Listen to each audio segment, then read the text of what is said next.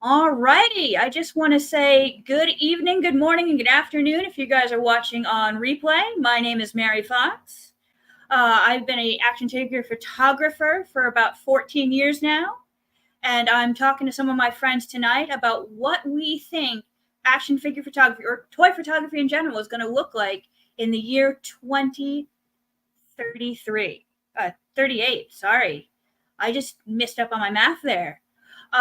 So without further ado, I've got two buddies of mine.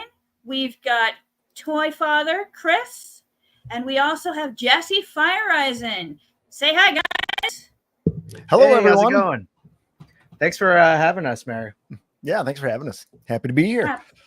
Absolutely. It's a pleasure to have you, gentlemen. All right. So for folks who may not have the pleasure of knowing us, what can you guys give a little second blurb about yourselves?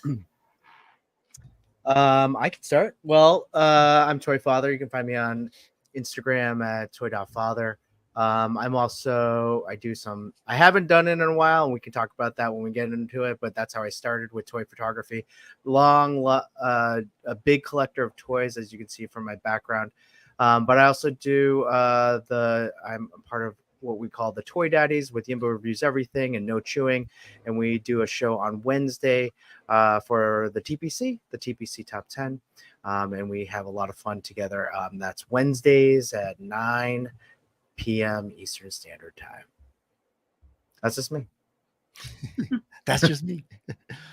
Hey, everyone. I am Jessie Feyereisen. I am currently the lead in-house content creator at Big Bad Toy Store. I've been doing toy photography. I've been doing photography in general for 20 years or so. I've been a graphic designer for 25 plus years, and got into toy photography 5-6 years ago. Just absolutely fell in love with it. It took over all other genres of photography, got pushed aside, and I've just been having so much fun with it, and doing weekly posts and growing a portfolio and networking and meeting all you folks and having a great time with it. And so, yeah, that's me, just a toy photographer.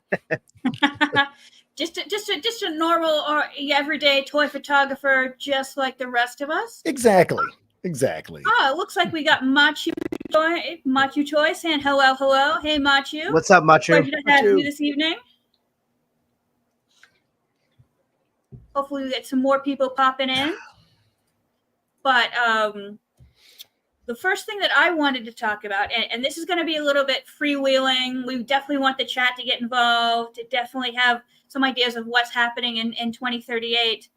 But I did want to see AI and toy photography. What are we thinking, fellas? Well, I guess it depends on what aspect of AI we're talking about here. I'm assuming we're probably talking about text to image generation, which I personally don't know if I would call that photography. I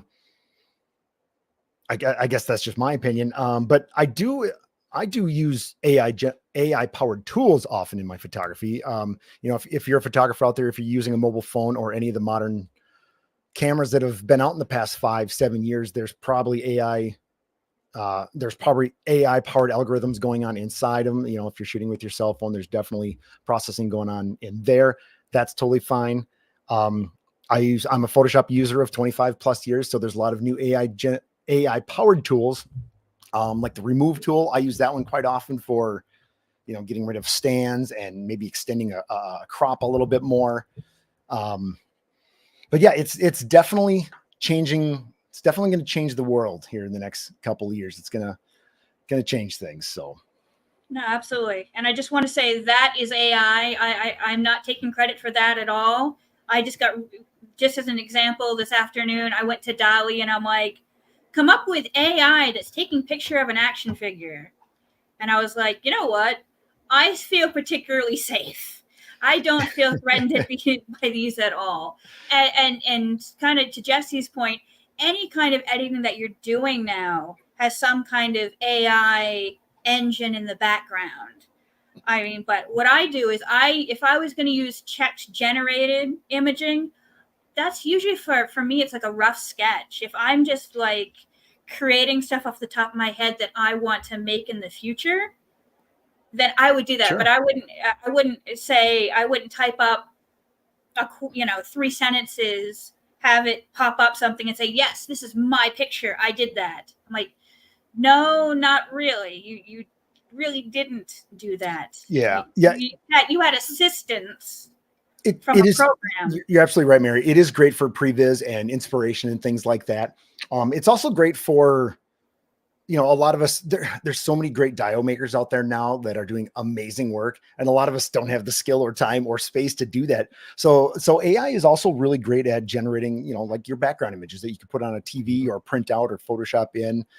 It's not a whole lot different from stock photography in that aspect. In fact, this shot of the Falcon right behind me, actually, the clouds were AI generated. This was way back when Firefly was in its beta, and I had always wanted to do a shot like that where the Millennium Falcon's flying in the clouds, and I didn't have a shot of my own from an airplane or something, from the commercial jet shooting out. And I've done that since, but so that was kind of my first run into that. Generated some clouds like a stock footage and then photoshopped into a shot with the Falcon that I shot in the backyard and stuff. And I really love the shot. And that shot means a lot to me personally, because it was created at the time of like this sea change that's happening right now. I know I'm going to look at that shot 10, 15, 20 years from now and be like, yep, that's when the world turned. That's when things really changed back then. So, it certainly has its uses. As for calling it photography, I mean, that's a little bit more of a challenge. I guess I would consider it more like digital art in that aspect, as opposed to photography. You can use it in conjunction with photography, but man, yeah, it's wild what that stuff can do. Yeah, it is pretty crazy how powerful AI has been in terms of like, what I've heard and what I've seen. And as Machu says, like AI can definitely be used for set extensions for pre-existing diodes. Definitely. Like, I think when you're using it to touch up, or it's not that much different from using a digiorama or any type of, like, as you said, stock photography for a background. If you use it for just purely the background in comparison with your photography as well. I think one of the biggest pieces, so for the Toy Pick community, the top 10 and all that, sometimes we have selected some AI generated photos and we didn't even know. It's yeah. So it's really, sometimes I think we've gotten better. Our eyes have gotten better. And then some people have also just put on straight up like AI generated, which has been nice. Yeah. And I think there's a big uproar in the community of like AI generated versus the practical photography itself. I mean, we have what is it? I always get this wrong. ACB. Oh, ACBA. ACBA, who all just use generated. They don't even, like, if you Photoshop, you can't be included. It's all practical. But I do think there's room for AI in our photography. We haven't decided what percentage of AI should be included before it's considered AI like generated digital art entirely. or something. Exactly. Yeah. And you hit on it perfectly about people being transparent about it. I think that's the number one important thing. Like, that's the thing that bugs me most when people, if you're going to generate AI art, that's totally fine. That's a whole genre onto its own. Go nuts. It's super cool. But when people start sneaking their AI generated stuff into photography contests, photography things like that, then it's like, oh, you should really be upfront about that. You're maybe crossing a line there, but there's some AI art. I'm like, how did they, what are the words do you use to get that art generated? I don't understand. Typically it's like, draw this. That's what I would do for like ideas of like, draw this. And I'm like, oh, okay, that's what it looks like. But then I see like this perfect art of like, I don't know, my content feed. It's so weird. It's full of Smallville. What's his name? Who's the Smallville Superman? Tom Welling. Tom Welling. Tom Welling as Superman, AI generated. I don't know why, but that keeps popping up in my feed. But I've been seeing that a lot. There we go. Oh, funny. Yeah. And then on the flip side of things, there's a lot of AI powered tools now, which I think are great. Like kind of like I mentioned before, I use In Photoshop, I often use the remove tool now, which is an AI powered tool. I've spent many years doing the clone stamp, healing tools, content aware fill, all these kind of things. The remove tool is slick when I can just, because I do a lot of cleaning up of like my figures when I zoom in, when I'm editing. I'm like, okay, all these little dust, all the scratches, a couple little seams here, I remove all that stuff. And the remove tool, being AI powered, is actually really, really fast and seamless about that kind of thing. So, and that's what I consider like a production task versus a creative endeavor. I saw a great quote online somewhere once about that really stuck with me about, I wanted AI to help me with my taxes and order my groceries so I can spend time drawing and painting and doing photography, not doing my photography, drawing and painting so I have to go do my taxes and things like that. It's like, yeah, that's what, I want AI to help me do those kind of boring things so I can go out and create, so back to the production task. Like I do enjoy AI being able to help with that sort of thing. So if I take a picture and I'm ready to start adding some effects or some color grading and things like that, if AI can speed up my production tasks, such as cleaning up the figure, getting rid of a stand that's in the corner or something like that, I'm all for it. That affords me the time now to spend time working on my blaster effects or the color grading or the vignette or like toning, that kind of creative stuff, which I really like. So in that regard, I do enjoy AI powered tools. That's an interesting point. Just cleaning up the simple tasks for you to concentrate more on the intricacies of the photography, the photo itself. I hadn't really thought about that piece. I wonder how that's gonna. I know we're gonna talk about that later, but how that will help evolve toy photography as we push forward too. Kind of help speed up that process so I can spend more time creating and coming up with new ideas and shooting more ideas and things like that. So I don't know if any of your photos have been picked up on Instagram, but some people have been flagged on Instagram as using AI when they in fact have not. And I think there's a code in Photoshop that when you switch it over to a JPEG, there's a line of code that insinuates there's an AI. Yeah, there's something in the metadata. I was flagged with it once or twice, but I had the option to turn it off because turn what off? The little label made with AI, or now it used to say made with AI. Now they lightened it up a little bit. Now it says something. What does it say now? It says something else AI, not made with AI. Like cooperated with AI or like something like that. Yeah. Some lightweight reason or to use like tweaked by AI or assisted by AI. Something like that. Yeah. Fortunately, I was pinged a couple of times in the early offset of that. But it hasn't hit me lately. And I don't know if that has to do with my workflow, because I usually go from Lightroom over to Photoshop and back to Lightroom, and my deliverables, my exports come out of Lightroom. So I don't know if Lightroom's doing something differently to the metadata or how that works. Yeah. But yeah, I know what you're talking about. Like, that's such a bummer to see people put all that work, all that talent, all that effort into their photos, and then to see, for someone who's not in the know, and then to see that like made with AI, like, oh, it's just AI generated. Scroll. It's like, oh, like it's not. No, it's not. No. Dude, that was me. Like I set that light. I spent 30 minutes moving somebody's arm to the perfect angle. So exactly. I cleaned up that one little tiny bit of dust on his arm. It's not made with AI. Right. Exactly. No, with the stuff like that, I look at that kind of the way Jessie says. It's a bit like a filter, or, if you're using Photoshop filters, using that is definitely an easy way to get stuff done. And anything that lets me shoot more, I'm for.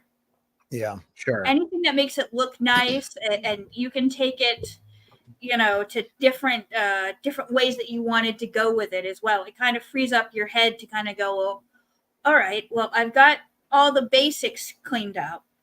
Yeah. Where else can I take this? Yep. Yeah, and there's other pieces of software out there now. Of course, I'm not going to be able to remember the name now that I'm on the spot. But there's some company made a new piece of software or program that can auto cull your images. So culling your images for photographers is, you go out, you do a shoot, you shot 100 images, 500 images, 1,000 images, whatever, and it's like, okay, I'm going to narrow this down. I'm only going to share less than 24 of these or whatever. So I gotta cull all through these images and figure out what are the keepers and what are the throwaways and stuff.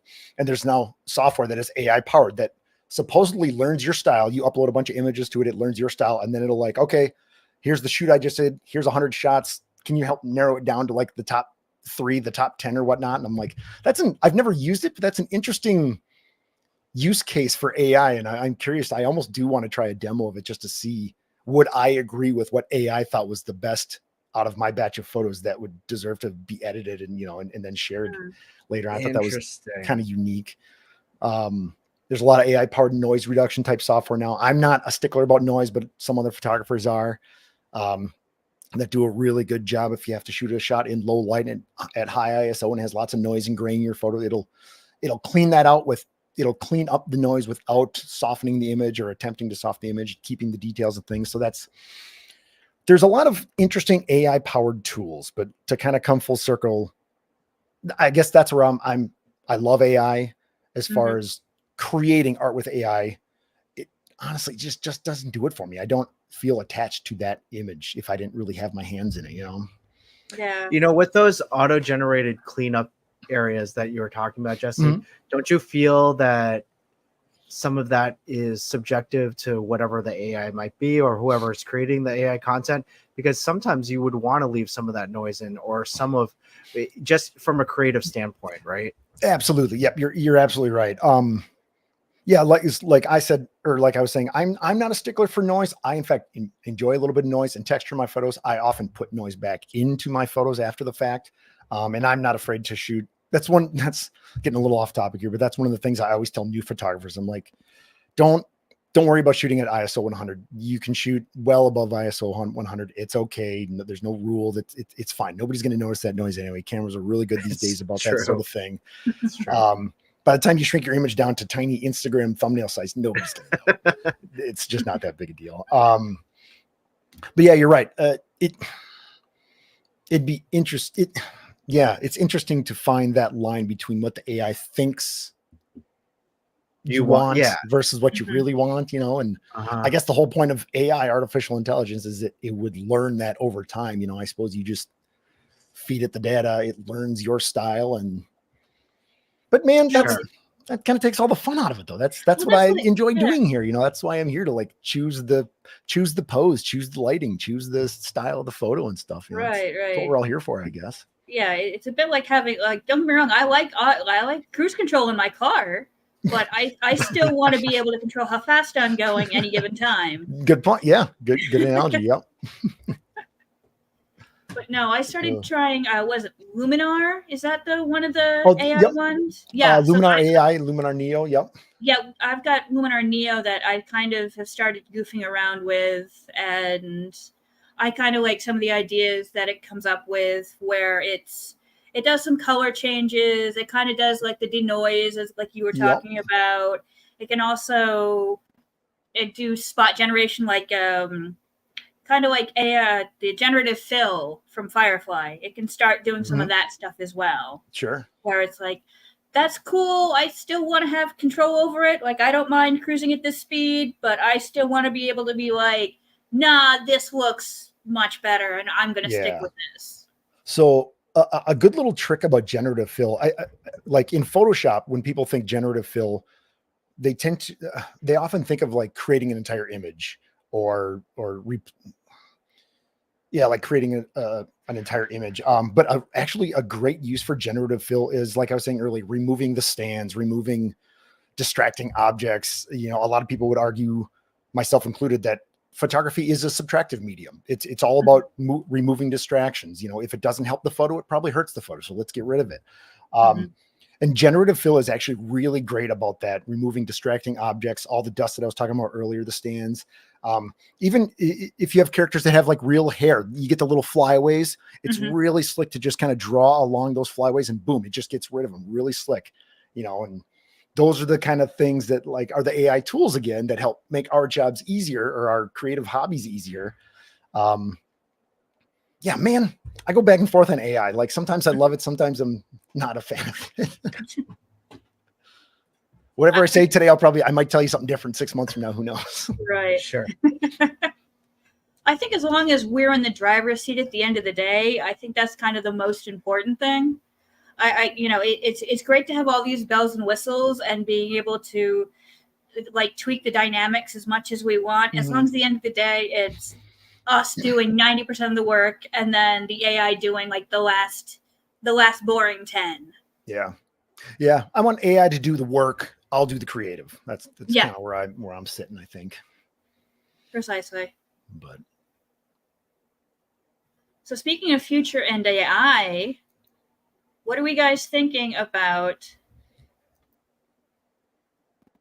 Toy Story? Screens versus toys. Oh, good topic. So I know a lot of this is kind of us going back to, we want to have a future with toy photography. The future is children who originally play with toys. If they're not doing that, have we priced them out? Have we kind of taken that away from them, where that's more of a mom and dad thing? Or is it more digital is more interesting, more fun? I've had an iPad since I was 2. I don't know what this plastic thing is you're handing me.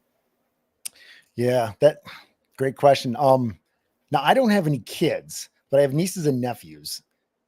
And from what I understand, it does sound like they enjoy their screens a lot more. Like my nephew's just not that into Star Wars or Star Wars action figures. Like when I was his age, it just doesn't seem to be carrying over.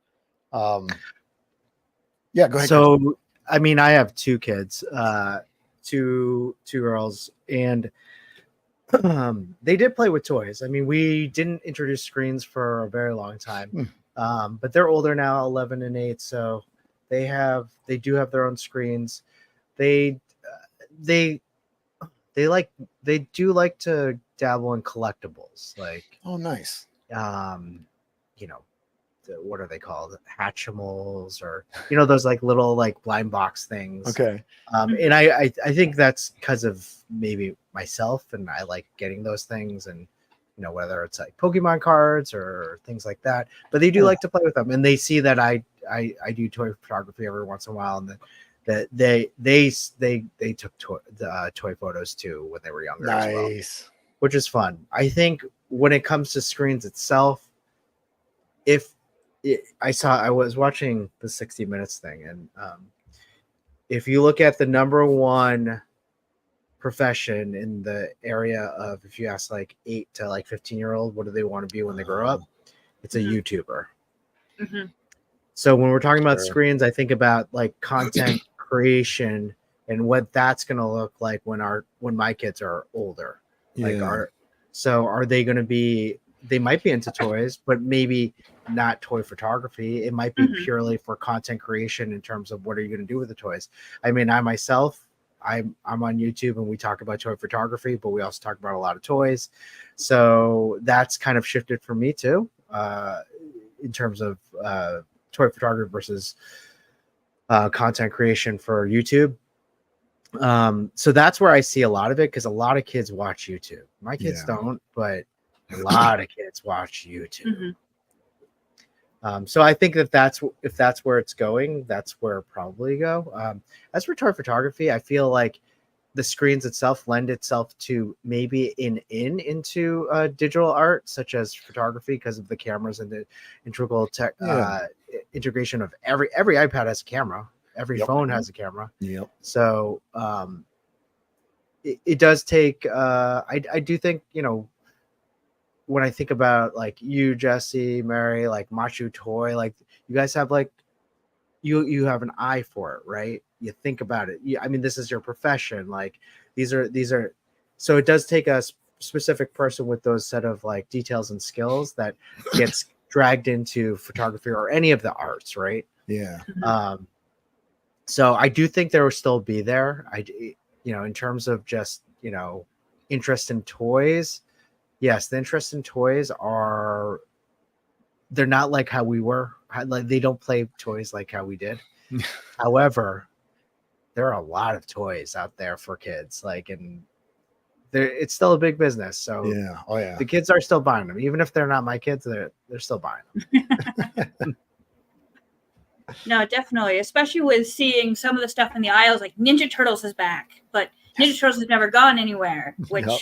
I'm for.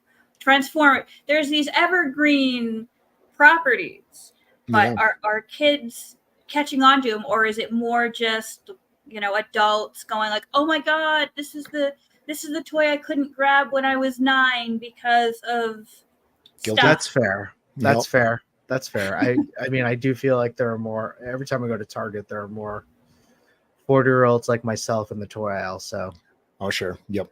I mean, I don't have the numbers in front of me, but I'm pretty sure our customers are probably 25 and up. I mean, yeah, obviously, yeah, you know, yeah. nobody, younger kids aren't really coming in to buy Black Series and Yeah. Mayflex and Hot Toys and things like that. Yeah, but you're right. It'd be interesting to see, like, our generation is Yeah. driving what this economy right now. Like, what is going to be the nostalgia for this generation? Yeah, when like they in the grow next 15, 20 years or whatever. Yeah, what's going to come Yeah. around? Yeah, or That's even in the super next 14 per se. Are we going to see retro Fortnite?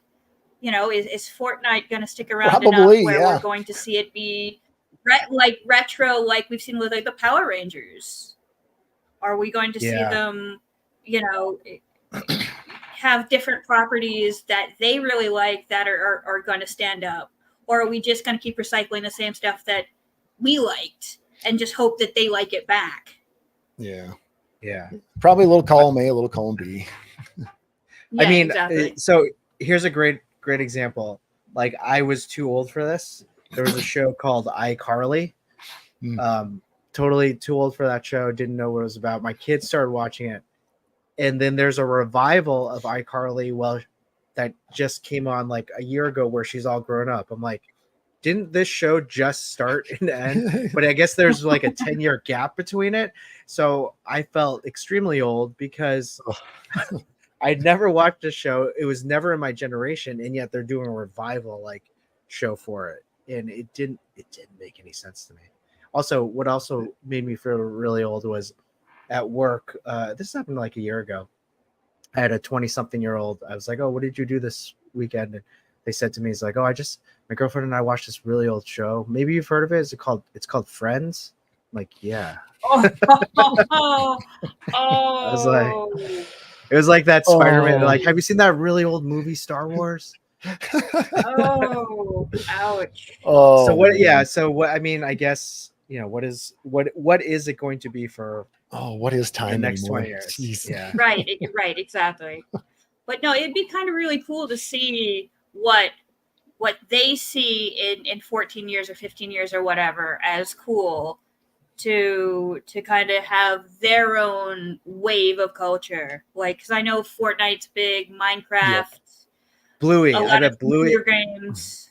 Bluey is going to be something that comes back. Bluey's. I don't think Bluey's gonna go anywhere. I know like grown people that watch Bluey. Bluey's pretty. Yeah. It's adult oriented. Like, there were episodes I'm like crying. I'm like, oh my goodness. Yeah, This is like that's some what adult. Yeah. But it did just end. Like, I don't think they're gonna bring it back. I mean, the last episode was pretty telling. Like, but in 10 years, maybe something will happen and they'll bring it back. I don't know. Right, or maybe Bluey has his own pups, and now whatever the dog's dad's name is gets to be a granddad dog or whatever. Well, I mean, spoilers. That was like the last episode of Bluey. Oh, that was the last episode of Bluey. Okay, I hadn't seen it, so obviously, last episode. I do Bluey, apologize for any Bluey fans. Spoiler, I didn't know. Please don't at me. Bluey's all grown up, and yes, he's a grandpa. So, wow. Okay. Well. Now I'm gonna have to watch Bluey now just to kind of fill that in. Watch it. Like, watch it. Wow. It's an excellent episode. Okay. All right. I've seen Bluey references online and memes, but I don't know anything about Bluey. Yeah. It's my life. It's full of I mean, full of kid stuff. Yeah. See, would you like to see McFarlane make Bluey action figures with the articulation and accessories and everything? Yes. You know what? I just moved into this like new toy room, and I've displayed. This is my first room where I get to like display everything. It's my first kind of like man cave, and I started to put all my Marvel Legends. I have a lot of those, and I have a little section over here. You can see them right here. It's my McFarlane section, and I will say this: those McFarlanes display real well. They look so good. Nice. So if they're just standing there, they look great. Yeah. So, how many Batmans do you think McFarlane's going to make in 2020 in 2038? Is he By gonna 2028 or in 2028? I think by then. I think he's probably going to run out of Batman by that point. No, I think by then he's made them 3 times over. Yeah, I was just gonna say we'll have to start recycling. Yeah, Coming up with he's Either made that- 89 version 2 or something. Yeah, he's made Yeah. 89 Batman 5 times. Yeah. or if he really wants to go all the way back, he And could probably go. I'll probably buy in 2028 all 5 89 Batmans. So. Yeah, no. I don't know if you guys have seen this or if you guys remember this. Legends of Batman. Mm-hmm.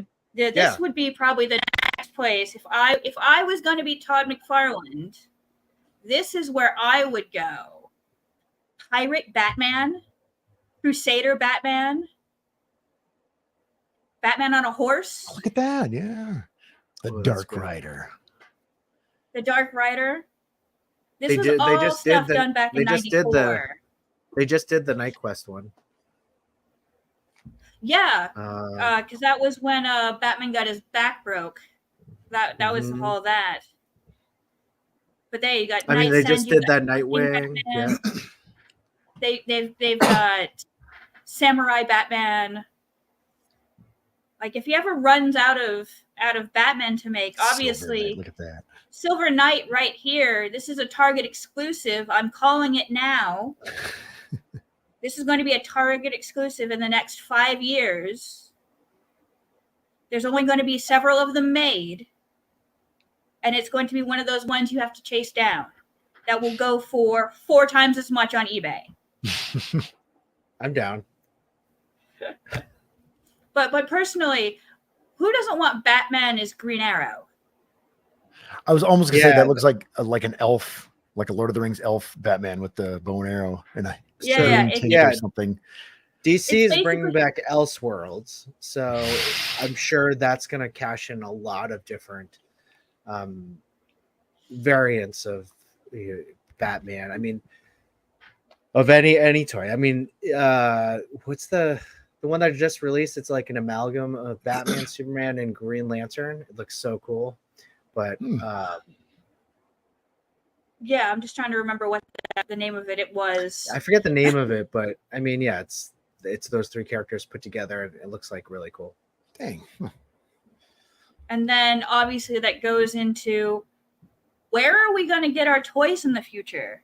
Especially speaking to someone who also works with Big Bad Big Toy. Bad Toys, of course. We've got lots of toys. We're planning more. Let's keep it going. What do you mean by that question, though? Like, Well, where are we going to get? What happened to the fun of like on your Target run, you cruise through the toy aisle and you're like, oh, dude, the latest We'll Go Wolverine is out. I'm going to grab him and put him next to my cornflakes and my half gallon of milk. And, my day has been made. Yeah. It almost feels like, it almost feels like that's coming back a little bit in a way. Like it used to be that way as we were kids, and then it sort of dipped off and it was getting hard to find that stuff. But now with the popularity of all the pop culture that's happened, Marvel really took off again, and all of us, toy photography is taken off, and all of these hobbyists, like it feels like the toy aisles are filling up a little bit again, and you're starting to be able to stumble upon, like Target they have the regular toy aisles, then our Target has like that separate kind of collector's corner. Like I was going to say there's the collector's corner over by electronics. Yeah. So I agree. I think there's a satiation a little bit after the pandemic and everything, where you couldn't find anything. First of all, whether that was a mixture of like just short of demand and all that. Sure. However, yes, you get to see there are a lot more figures that you probably wouldn't have seen that are more supply in the toy aisle. I do feel like some of the collectors are, I myself included, feel satiated in terms of like what they have, and as Mary said, like, where are we gonna, when you had that picture of the shelf, I thought your question was going to be like, where are we going to put all these toys? Yes, that is the question I have. Where are you going to put all your toys? We're just going to have rooms in our houses now when we're looking for homes. I need a room to house my action figure collection. I mean, at go this to my point, realtor, and I need 2 rooms, right? Like 2 rooms, right? So like, what do we give up? What is too much? And like, but I think a big piece of it though is that in person of like going into, there's nothing. Yimboreviewseverything and I always talk about that rush of like going to the Target and finding something and getting the dopamine fix of being like, oh, here it is. I'm going to take it. And you get kind of like, and then when you have a friend with you, forget it. You're definitely taking it. At least when you're by yourself, you're walking that long walk, and then you pass the chip aisle and you're like, I don't need this, and you put it right next to the Lay's potato chips for the next person that finds it. But when you're with someone else, and it's like tomorrow I'm going to be meeting up with No Chewing and J Shot, and we're going to be doing some toy hunting, and I probably will be buying something. Because you mean you are.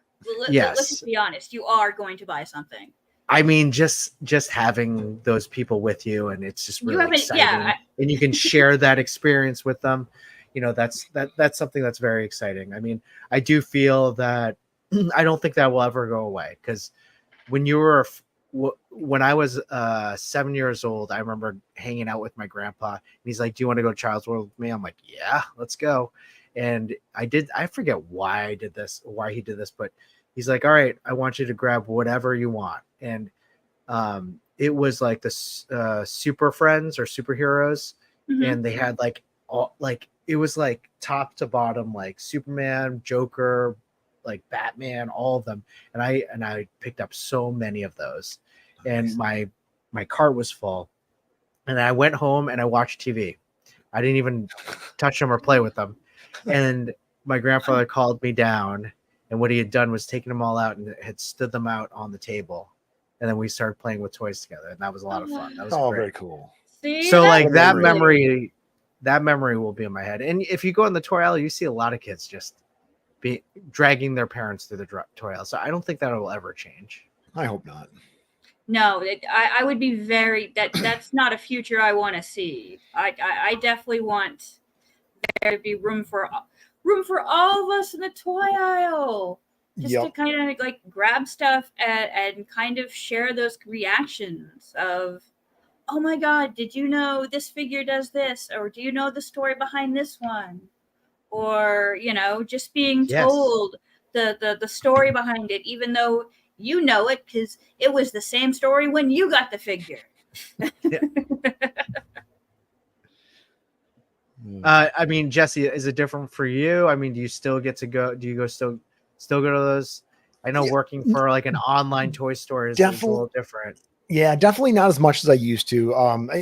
This day and age, I do a lot of shopping online. Even before I was at Big Bad, do a lot of Amazon, like Mercari and like eBay and all those online retailers. But I do miss, hitting up a couple local comic book shops here in the cities and stuff, and just wandering through and seeing the stuff is going to be there. But then it's always that extra treat too when you find something you weren't even looking for. It's like, oh my, they make this? Like, what is this? I can look at this over here, and those times are getting fewer and far between, which is kind of a bummer. But on the flip side of that, when you can just hop online and find it really quickly and have it at your door in a couple of days is nice. It's not the same experience, but it's convenient. Yeah. But Mary, do you still get to go to the store? Like what? if you see a Thor, you're just like, oh yeah. Oh yeah, Yeah. if I see a Thor, I'm grabbing it. Like Yeah. it's ridiculous. I mean, yeah, no doubt. Like I will even try to, if I know it's at Target and it's not at my local one, I'll see if it's one within 25 miles. and do like a road trip to get it. Because just that whole like, don't get me wrong, I've ordered plenty of stuff off eBay. I've sold and bought off eBay. There is something about, ooh, click, mine, and it comes in the mail, which is obviously that's a great feeling. But there is that kind of that thrill of, the thrill of the hunt, going out to the stores or even to antique markets or whatever, and just kind of finding it out in the wild. Yeah, It's kind of the best part. Just the other day, this is a Target exclusive, this Carnage. So it came out last Sunday, and everyone was like trying to find it. And I think it was Monday, I went to the Target, and it was just sitting like on top of like a stack of different toys, and I was looking for it, and it was just right there. I'm like, oh my gosh, this is the one I wanted. I couldn't, like, I grabbed, like, I think I went over a 7-year-old's head and like, yeah, no, that was going home with you. That was, you're pulling adult rank. You're taller than them. You can just kind of go yoink and take it home. But like you said, it was like such a great feeling that this is what I wanted. This is a rare find, and I found it, and I was so excited, Nice. Here you go. This is a round of applause for your excellent find. And always remember to check that top aisle too, where it's like kind of like storage above the actual ones that are facing you, to see the boxes that are like kind of laying down and like, oh, check. Yeah. No. Walmart does that a lot. What is behind there? Yeah. There's a bunch of boxes laying in. All I see is barcodes. I can't really see what it is. Is that a red font or is that a blue font? Oh, and then the negative sides of online ordering, like I was just showing you guys. For that stuff. I always have to ask somebody for that. to reach way up there. Yeah. And then the downsides to online ordering, I was just mentioning to you guys. Exactly. I need a taller adult. I meant to order an 89 Batwing, and I was just checking my Amazon order, and it was an 89 Batwing, and I ended up getting the Dark Knights Batwing, which is fine. Oh, so they got that order wrong. Yeah, they got the order wrong. I was checking my order just before we went live. I'm like, yeah, I ordered the 89 Batwing. That's what I wanted. So I don't know if I'll keep this or send it back. So that's the downside of online ordering. Sometimes you don't get to see what you're getting from Amazon, but I've never had them send me the wrong thing, though. This is the second time in like 3 months that what was the other, something else I got that was close but off. But anyway. Interesting. Now that's a proper collector problem. We're like, it's the wrong Batwing, man. It's like, the wrong Batwing. You got to know the difference between. It's the wrong Batwing. You got to know your difference. Do you even Batwing, bro? Come on.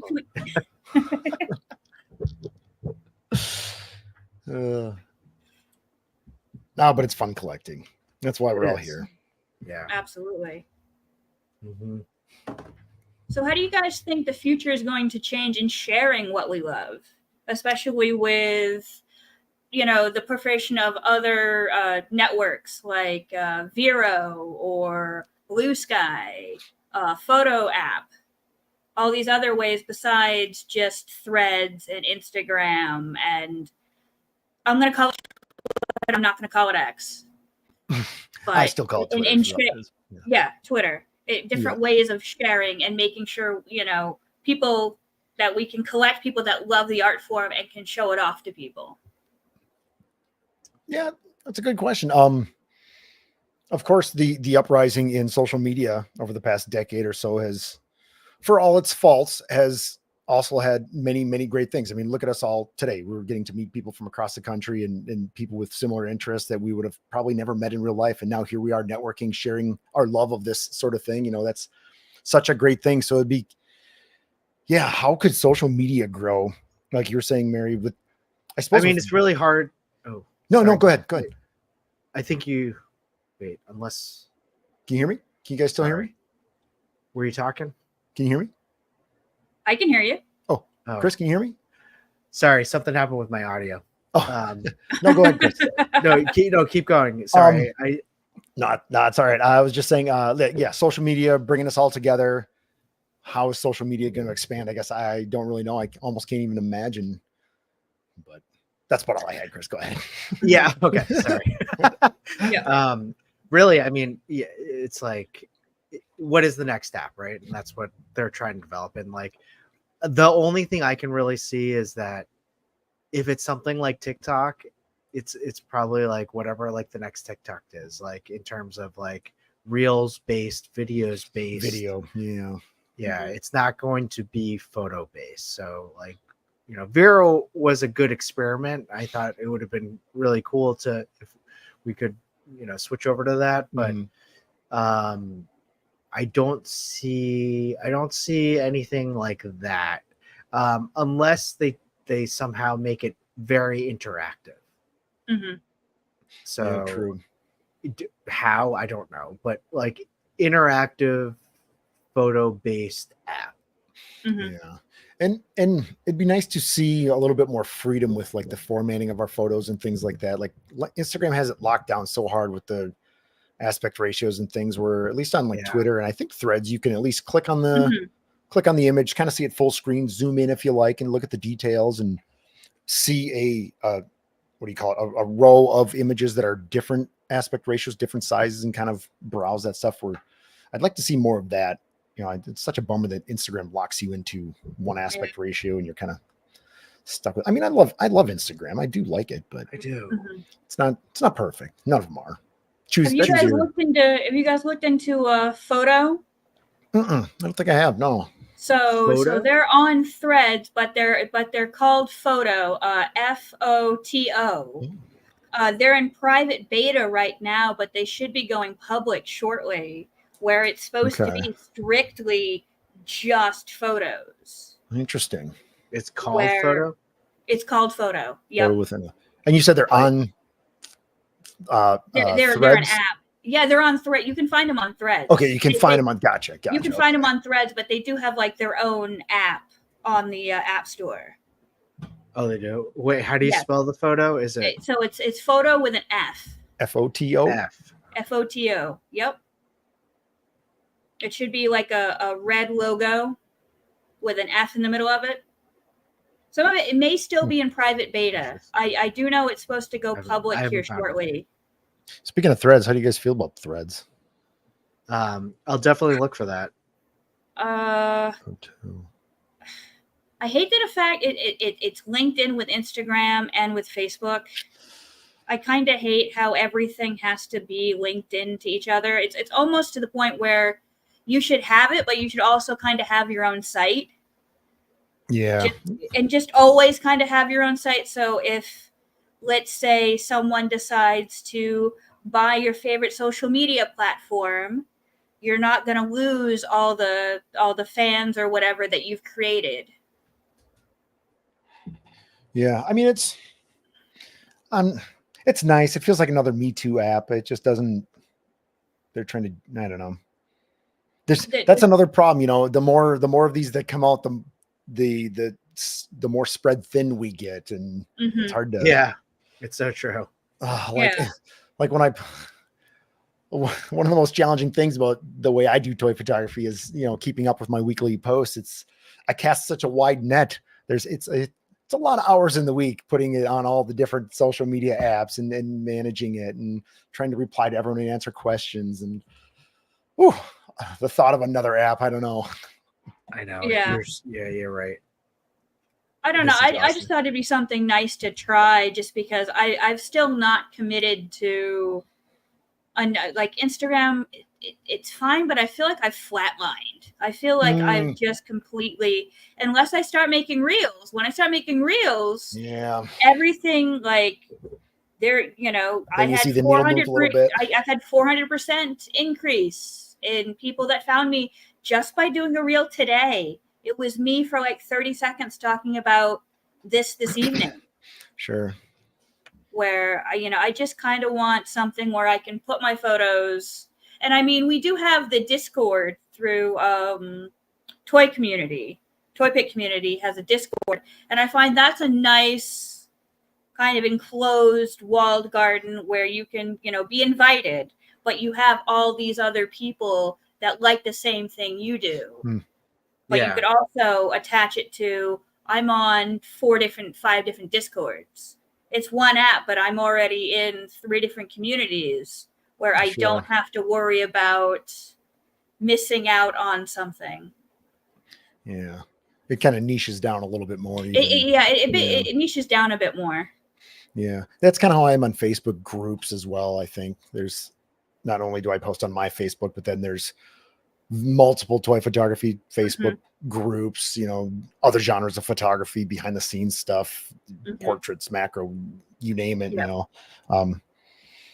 that's the great thing about social media being, for all its faults, it is really nice to, if you put in the effort, curate your feed a little bit, make the algorithm work for you, you can find those people that you can connect with in communities and share ideas and each other's work and really have conversations. And the world looks to be a crazy, wild place, and it is, but there's a lot of good out there as well, for sure. Yeah, definitely. No, absolutely. And like you said, Mary, like, what we try to do in Toy community is create a positive environment and making sure that everyone's welcome, and a positive environment vibe is the most important piece that we do. So as long as you feel like you're part of that community, wherever it is, you're gonna make sure that you stay there. So right, and contribute as well, and kind of a rising tide lifts all boats. Exactly. You have to create that vibe you want to see. So if you want to have that welcoming community, that's the job of people in that community to kind of to keep that going. And I think that's something that you guys really, really do well. Well, what's great about the Toy community is that the different facets are run by different people. So the Discord is run by Jaden Ivory, Sparks Chan, like Tori Mirth, like all of them. We do the YouTube portion. Toy community does that person likes to remain nameless, but he does all the Instagram, and then we all work together to kind of provide those that's awesome. branches and networks. Yeah, that's cool. And that's what I really like about it, because it's a true team. I mean, we hardly like integrate a whole lot, but it does keep everything very positive and fresh. So very cool, man. That is definitely one thing I'll say about the toy photography community in general. It is one of the best online communities I've ever seen, interacted with. Like, by and large, of course, you always have a few bad apples here and there, but by and large, everyone is so cool, so encouraging, just full of inspiration and helping each other out and stuff. And it's so great to see that. So great. I feel like it's gotten so much more positive, like as the years have progressed too, with so many people that like to help each other out, whether it's like, hey, how did you do this? It's like, hey, why don't you use this setting? Try this setting. And these are like maybe bigger accounts that are, it's not about like hiding what your niche things are. Exactly. It's about like, let's give you some tips. Like like you said, like you don't have to shoot an ISO 100 all the time. Like, right. Exactly. That's a great tip. It's a great tip. It's a great tip, but don't lock yourself into that. No, this is something I wish I had when I was first starting out. Oh, can you imagine if we had like when I first started out, I was posting on Tumblr to crickets. Like, I've been doing this longer than Instagram's been around. Like, I joined Instagram when it started. When did that was probably when the first episode of iCarly. Right, exactly. When I did an interview with Between Two Sentinels, we made the joke of my first toy pick was me chiseling a rock and holding it up physically around town and getting like real thumbs up. And boy, did my arms look great then. just for the sheer workout of it all. Sure, I love it. I do like the fact now that if I was first starting out, I'd be intimidated to do it just by the sheer amount of talent. The bar, no doubt. The bar is so much higher than when I started. Crazy. But I do love the fact that it's much more welcoming, and they want you to be at that level. They're very encouraging.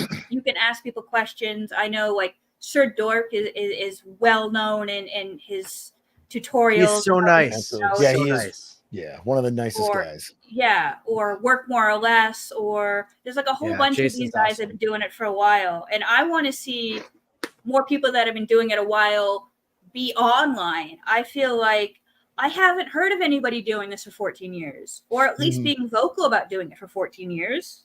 Yeah. Yeah, true. I figure, you know, the more I'm out here doing this, the more like I want more women to do this. I'd like more Yes. people that, you know, that wouldn't traditionally be seen in a comic book store doing this. Yep. Yeah. And really kind of having more of an awesome community, which we do have, but I want to do my bit to kind of like, hey, you know, there's other ways. I mean, you can shoot Funko, you can shoot Marvel Legends, you can shoot Mezco, you can shoot whatever, and Yep. it all counts. I was going to call this the future of action figure photography, but I find toy photography seems to be more encompassing of it, even Sure. though I Absolutely. consider myself an action figure photographer. That's my niche Well- under the toy umbrella. Yep. Yeah, you nailed it right there, Mary. Actually, that's something I've noticed over the years too. It used to be photography, and toy photography was a subgenre.